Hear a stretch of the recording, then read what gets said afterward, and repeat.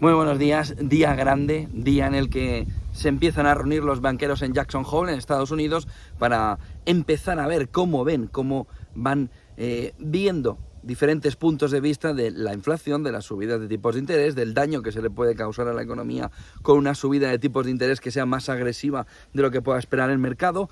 Y mañana 4 de la tarde, aquí en Negocios Televisión, todos los detalles de esa comparecencia de Jerome Powell, en la que va a dar visión sobre todo de cómo ve a medio plazo la inflación y de cuál es el argumento de la Fed de cara no solo a la continuidad de las subidas, sino si ve un momento también que pueda verse pronto de descenso de los tipos de interés por haber impactado a la demanda. Jackson Hole, mañana 4 de la tarde, pero hoy es un día cargadito. Ya tenemos el dato del PIB alemán intertrimestral, que es la parte que habría que mirar más en detalle para ver si la economía alemana ya está en recesión, salvado y mejorado un poquito. Se esperaba 0 y ha sido 0,1. Es muy poco, pero por lo menos no queda plano, consigue recuperar una décima. No es poco para la situación que tiene la economía alemana. Primer dato importante del día, ya tenemos el dato de el crecimiento de la economía alemana en términos interanuales, además por encima del 1,5%, por lo que economía alemana que salva un primer match ball importante. 1,5 minutos del Banco Central Europeo. Vamos a ver detalles también de cómo ve el movimiento de subidas. No se espera demasiado de las minutas del BCE, porque no se dijo demasiado en la reunión, por lo que tampoco se espera que las minutas vayan a dar una visión distinta. 2,5. Ahí sí, dato importante. PIB norteamericano.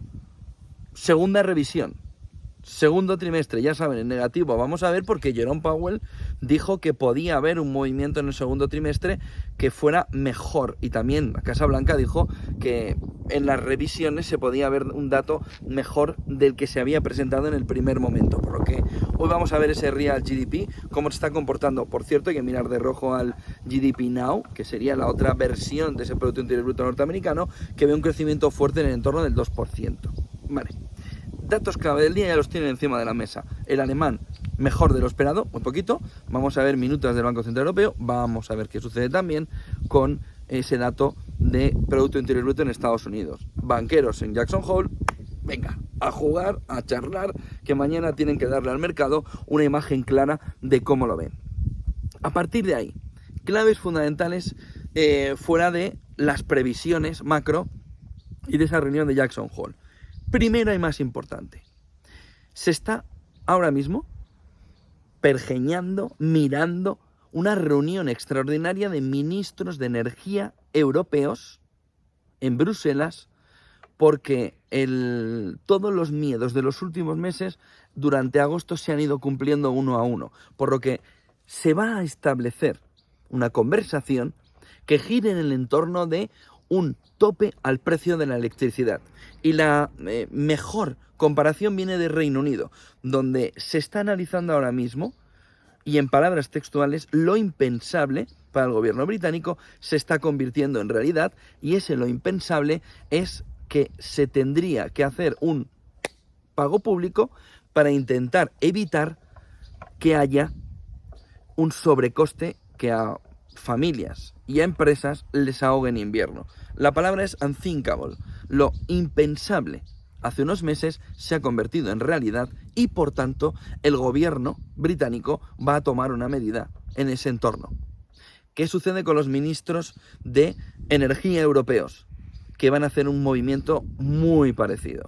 Un movimiento en el que analicen si la exención ibérica ha funcionado en España, si se puede extender a otras zonas de Europa y si se puede hacer algo parecido con la electricidad para evitar un problema mayúsculo en industria y en familias. Por lo que reunión extraordinaria de ministros de energía, a falta de confirmación, se está ya analizando en Bruselas para intentar buscar una solución al problema de la energía para el invierno. ¿Por qué?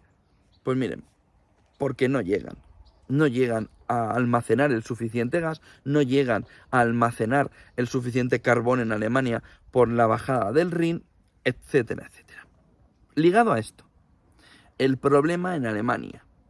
El gobierno alemán ha sacado un documento que dice: que tiene una preocupación enorme porque no consigue llevar el carbón y almacenarlo cerca de la industria tal y como esperaba. Y ha hecho un movimiento que es darle prioridad al transporte de mercancías por raíl, por tren, frente al de pasajeros, y ni así ha sido suficiente. Por lo que en un informe que ayer por la noche a última hora Reuters podía ver, señalaba que el gobierno alemán ve un riesgo evidente en que no hayan podido en verano recoger todo el carbón posible por culpa de la bajada del Rin.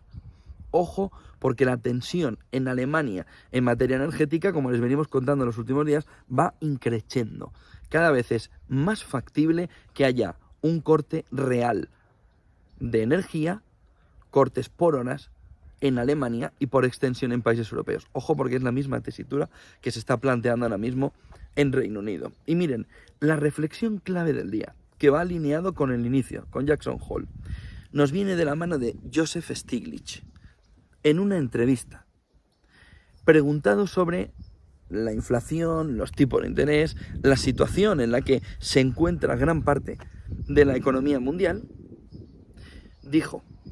ha indicado que en su opinión el peor escenario de los bancos centrales es que empeoren la inflación. Titular: Joseph Stiglitz considera que los bancos centrales pueden empeorar la inflación.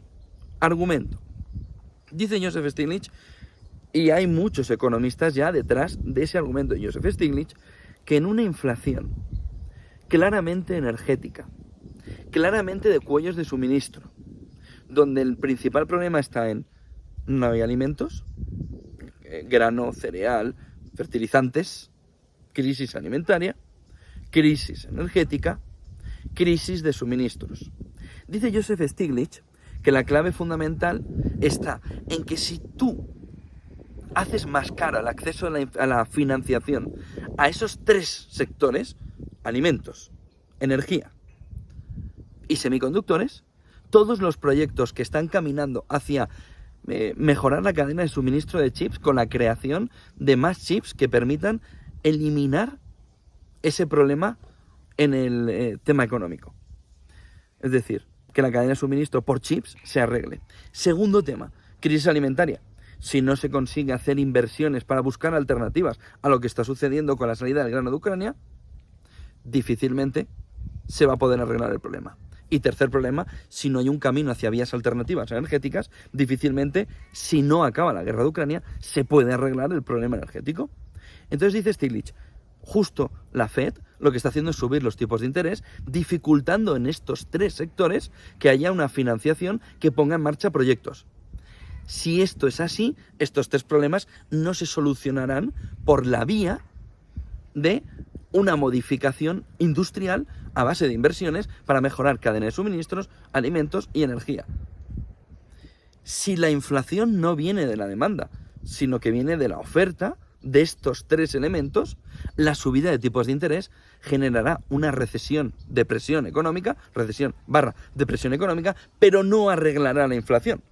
La inflación la arreglará el cambio en estos tres elementos. O que ya no hay problema con el petróleo o energía, el gas natural ahora mismo es un problema mayor que el petróleo, o que ya no hay problema con semiconductores, o que ya no hay problema con alimentos fertilizantes, o los tres juntos, el movimiento ideal para acabar con la inflación y poder volver a una política expansiva. Ojo, porque lo que dice Stiglitz es, si este movimiento lo que genera es un problema para la financiación de esos proyectos, la inflación seguirá porque no hay manera de financiar proyectos que arreglen esos problemas y bajen la inflación. Ojo al posicionamiento de Stiglitz, porque un día antes de esa reunión de Jackson Hole, los banqueros se les presenta encima de la mesa por parte de un economista demócrata, ojo, demócrata, que la actitud que están teniendo los bancos centrales puede en el corto plazo perjudicar a la inflación.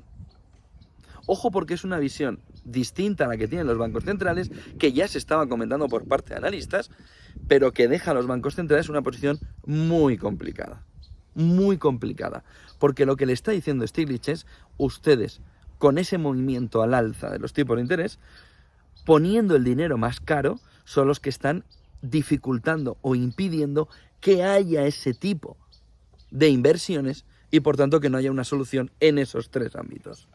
Como han visto, viene el día cargadísimo. El euro ha recuperado la paridad. Los futuros americanos vienen al alza, 0,7%. Las bolsas europeas en positivo. El petróleo corrigiendo.